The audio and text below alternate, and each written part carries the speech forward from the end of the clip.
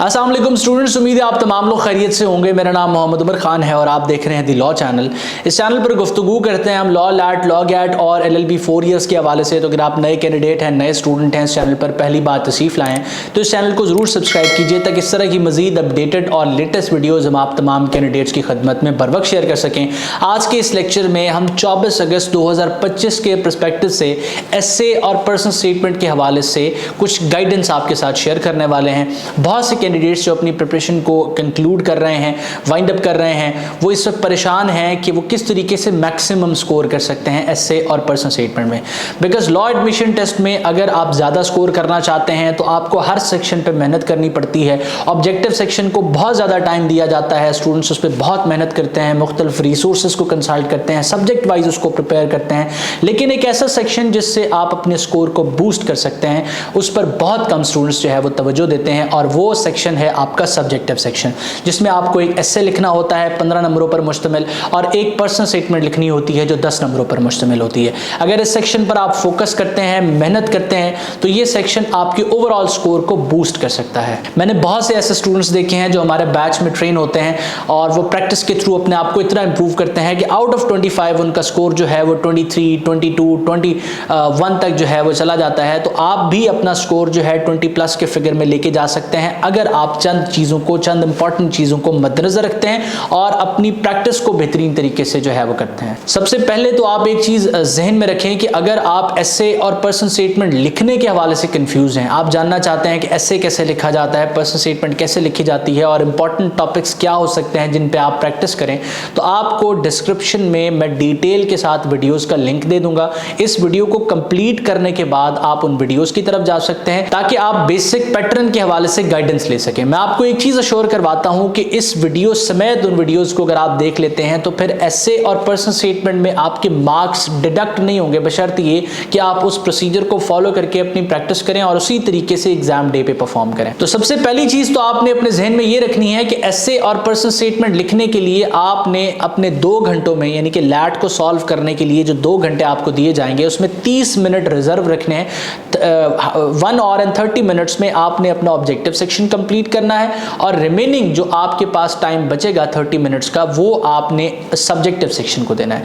अब subjective section में जब आप एस्से लिखें या पर्सनल स्टेटमेंट लिखें तो प्रैक्टिस करते हुए अपने जहन में ये रखें कि उसके पास बहुत बड़ी तादाद में पेपर्स होंगे और तमाम के तमाम क्वेश्चंस को, तमाम के तमाम एस्सेस को उसने डिटेल में नहीं पढ़ना, उसने पर्सनल स्टेटमेंट्स को डिटेल में नहीं पढ़ना।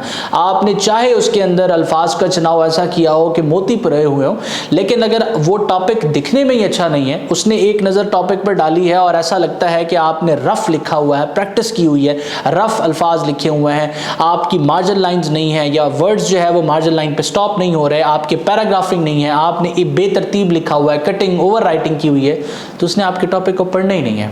उसने एस्से में 15 में आपको 2 नंबर दे देने हैं, 3 नंबर दे देने हैं, बाद दफ़ा स्टूडेंट्स को 0 भी मिलते हैं, 5 दे देगा मैक्सिमम। इसी तरीके से पर्सनल स्टेटमेंट में 2-3 दे के उसने आपके पेपर को साइड पे कर देना है। तो अल्टीमेटली क्या होगा कि एक ब्राइट स्टूडेंट जिसने ऑब्जेक्टिव पर मेहनत की थी, सब्जेक्टिव में मार्क आ जाएगा और स्कोर उसका होगा 52, 54, 55 तक जाके रुक जाएगा, 60 तक रुक जाएगा। अगर आप स्कोर को 75 to 80 लेके जाना चाहते हैं तो फिर सबसे पहले आप सब्जेक्टिव पर इस तरीके से फोकस करें कि आप अपनी प्रैक्टिस को इस तरीके से करें कि आपका टॉपिक नीट एंड क्लीन होना चाहिए ताकि वो टॉपिक पढ़ा जाए। अब नीट एंड क्लीन से क्या मुराद है? कटिंग और ओवर राइटिंग नहीं करनी और 3 पैराग्राफ आपने अपने टॉपिक में लाजमन बनाने हैं। एस्से की सबसे पहले बात करते हैं। एस्से का सबसे पहला पैराग्राफ, चाहे आप किसी कमीशन एग्जाम के लेवल पर लिखें, बेसिक लेवल पर लिखें, उसके अंदर 3 पैराग्राफ होते हैं। पहला पैराग्राफ जो है वो आपका इंट्रोडक्शन होता है जिसमें आप टॉपिक के हवाले से बेसिक इंफॉर्मेशन प्रोवाइड करते हैं। ये इब्तदाइया पढ़ते हुए इंसान को फील हो कि टॉपिक के बारे में बेसिक इंफॉर्मेशन जनरल रीडर को आपकी तरफ से प्रोवाइड की जा रही है। उसके बाद दूसरा पैराग्राफ जो है वो आप मेन बॉडी के तौर पे लिखते हैं। मेन बॉडी में तमाम के तमाम आर्ग्यूमेंट्स जो है वो आप उसके साथ शेयर करते हैं जो भी उस टॉपिक के हवाले से होते हैं। और तीसरा पैराग्राफ आपका कंक्लूजन होता है। अब ये पैराग्राफ आपने कैसे बनाने हैं और ये ऐसे किस तरह का दिखता है, ये सैंपल के तौर पे स्क्रीन पर इस वक्त आप देख रहे होंगे। मैंने मुख्तलिफ लेक्चर्स में सैंपल शेयर भी किए हैं, स्टूडेंट्स के लिखे हुए अच्छे टॉपिक शेयर किए हैं जिन्होंने 25 में से 22-23 के फिगर को टच किया है उनके टॉपिक्स आपके साथ शेयर किए हैं ताकि आप आइडिया ले सकें। तो अब इस टॉपिक को आप मद्देनजर रखें जो स्क्रीन पर इस वक्त आपको शो हो रहा है और इस अकॉर्डिंग आप अपनी प्रैक्टिस करें। दूसरी चीज़ ये है कि स्टूडेंट समझते हैं कि लैंग्वेज की बेसिस पे स्कोर मिलता है, जिसने अंग्रेजी में लिखा है उसको स्कोर ज़्यादा मिलेगा, जिसने उर्दू में लिखा है उसको स्कोर कम मिलेगा। ऐसा बिल्कुल नहीं है। आप जिस भी लैंग्वेज में लिखना चाहें आप लिख सकते हैं, आपको ऑप्शन एग्जामिनर की तरफ से प्रोवाइड किया गया है ना। लेकिन अगर आप इंग्लिश में लिख रहे हैं तो आपकी ग्रामर की मिस्टेक्स नहीं होनी चाहिए, आपके स्पेलिंग्स गलत नहीं होने चाहिए, आप जो लिख रहे हैं उस पर आपका अबूर होना चाहिए। बाज़ दफ़ा स्टूडेंट एक सिंपल सेंटेंस भी नहीं बना पा रहे होते इंग्लिश में, लेकिन उनकी जिद होती है कि मैंने इंग्लिश में लिखना है। तो ऐसा मत करें। अगर आप उर्दू में बेहतर नहीं लिख सकते तो फिर उर्दू को मत चूज करें। लेकिन अगर आप उर्दू में बेहतर हैं या अंग्रेजी में बेहतर हैं तो इन दोनों जुबानों में से किसी एक जुबान का इंतखाब जो है आप रिटन सेक्शन के लिए कर सकते हैं। इसके अलावा पेपर में आपने जो इंस्ट्रक्शंस हैं उनको गौर से पढ़ना है। अगर इंस्ट्रक्शंस ये लिखी हुई हैं कि दोनों टॉपिक्स को एक लैंग्वेज में अटेम्प्ट करें, एसे और पर्सनल स्टेटमेंट को एक लैंग्वेज में लिखें, तो फिर आपने एक ही लैंग्वेज में लिखना है। और वहाँ इंस्ट्रक्शंस हैं कि दोनों, फॉर एग्जांपल वहाँ इंस्ट्रक्शंस मौजूद ही नहीं है तो फिर आप चाहें तो एक फॉर एग्जांपल एसे है उसको उर्दू में लिख सकते हैं, पर्सनल स्टेटमेंट को इंग्लिश में लिख सकते हैं। लेकिन मेरी तरफ से रिकमेंडेशन है कि किसी एक लैंग्वेज की तरफ जाएं, आप या तो उर्दू में लिखें या इंग्लिश में लिखें। एक और गलती, सबसे बड़ी गलती स्टूडेंट ये करते हैं कि प्रैक्टिस करेंगे वो इंग्लिश में, जब एग्जाम डे पे वो पेपर देखेंगे तो टॉपिक अनसीन होते हैं। डेफिनेट सी बात है, वो टॉपिक जिनको आपने रटा होता है वो एज इट इज तो नहीं आते, टॉपिक होता है अनसीन। आपकी क्रिएटिव राइटिंग का ये टेस्ट है। तो अब वहां पर जाके उनको समझ नहीं आ रहा होता कि कैसे मैं जुमलों को शेप करूं, जो मैं जहन में सोच रहा हूं उसको पेपर पर कैसे उतारूं। तो लिहाजा वो फिर जुबान जो है वो तब्दील कर लेते हैं और इंग्लिश में प्रैक्टिस की होती है, 20-25 मजमून इंग्लिश में लिखे होते हैं, प्रैक्टिस करते हुए पेपर में उर्दू लिखना स्टार्ट करते हैं। तो जिस लैंग्वेज में आपने प्रैक्टिस ही नहीं की उस लैंग्वेज में आप कैसे अच्छा लिख सकते हैं, लिहाजा आप जो है वो फिर एग्जाम में स्कोर नहीं कर पाते।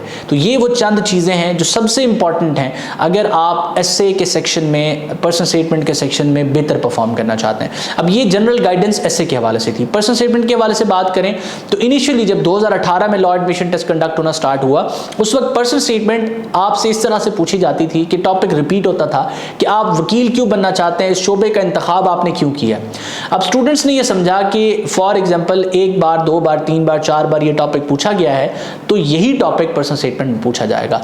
अब पर्सनल स्टेटमेंट में जो टॉपिक पूछा जाता है वो कंप्लीटली डिफरेंट होता है। उसमें आपकी ओपिनियन मांगी जाती है किसी भी टॉपिक पे। फॉर एग्जांपल वो आपसे ये ओपिनियन भी मांग सकता है कि हमारा जो तालीमी निज़ाम है उसको हम बेहतर कैसे बना सकते हैं, एज अ फर्द आप जो है माशरे को किस तरीके से बेहतर बना सकते हैं। किसी भी चीज़ पे आपकी ओपिनियन मांगी जा सकती है।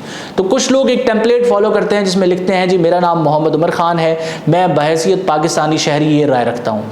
ये चीज़ आपने नहीं लिखनी। ये भी एक एसे है। आपसे जो 15 नंबर का एसे पूछा जाता है वो आर्ग्यूमेंटेटिव एसे का टॉपिक होता है जिसमें आपने किसी भी स्टेटमेंट को प्रूव या डिसप्रूव करने के लिए आर्ग्यूमेंट्स देने होते हैं। इसी तरीके से जो पर्सनल स्टेटमेंट है उसमें आपसे नैरेटिव एसे पूछा जाता है जिसमें किसी टॉपिक पे आपने अपनी ओपिनियन देनी होती है। तो ये चीज़ अगर आप समझ जाएंगे तो आप टॉपिक को भी अंडरस्टैंड कर सकेंगे और रेलेवेंट लिख भी सकेंगे। कंक्लूड करते हुए मैं आप तमाम बच्चों को ये बताऊंगा कि एसे और personal statement is all about practice. अगर आपने प्रैक्टिस की है और अपनी मिस्टेक्स पर काम किया है, उनको इम्प्रूव किया है तो आप इसमें बेहतर स्कोर कर सकेंगे, वरना आपके स्कोर करने के चांसेस कम होते जाएंगे। जो सैंपल्स आपको मैंने दिखाए हैं इनको लाजमी आपने रिव्यू करना है। इसकी बेसिस पे अपने टॉपिक्स को आपने खुद भी इवेल्युएट करना है, अपने सीनियर से भी कंसल्ट करके उनको चेक करवाना है। इसके अलावा जो डिस्क्रिप्शन में वीडियोस एडेड हैं आपने वो सारी वीडियोस देखनी है ताकि एसे और पर्सनल स्टेटमेंट का कंसेप्ट आपका ठीक हो सके। अपार्ट फ्रॉम दैट अगर आप लैट और लॉ के हवाले से अपने आप को अपडेटेड रखना चाहते हैं तो डिस्क्रिप्शन में हमारी स्टूडेंट कम्युनिटी का लिंक है जिसको आप ज्वाइन कर सकते हैं और इसको ज्वाइन करना फ्री ऑफ कॉस्ट है।